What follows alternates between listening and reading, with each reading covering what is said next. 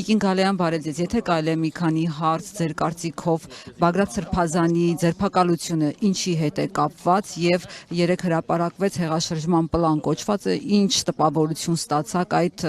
A4 ֆորմատի թղթի վրա այդ պլանի։ Երեկվա դրությամբ ոչ մի բան իհարկե չէի մտածում,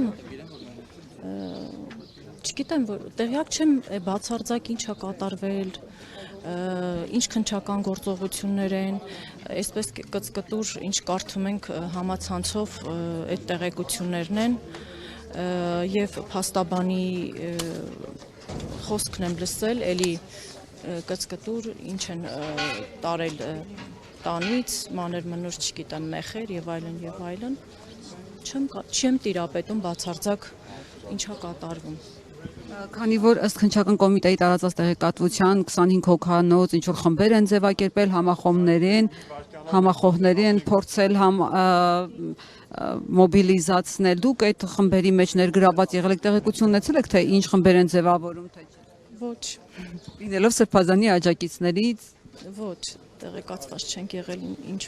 ինչ է կատարվում, ինչ է լինելու, կողքին ենք եղել, բայց իհարկե չենք իմանում մանրամասնություններ։ Իսկ այսօր ձերբակալությունը Սրբազանի ինչի հետ եք կապում դուք։ Իրենց այդ պլանի հետ, կամ վախերի, կամ մտածում եմ ինչ-որ մի բան պետք է հանձնեն, ինչ-որ շեղելու առիթ կա, որովհետև մի քանի օր առաջ Թուրքիա էր գնացել, այդպես, ես այդպես եմ մտածում։ Շնորհակալ եմ Տիկին Գալեյան։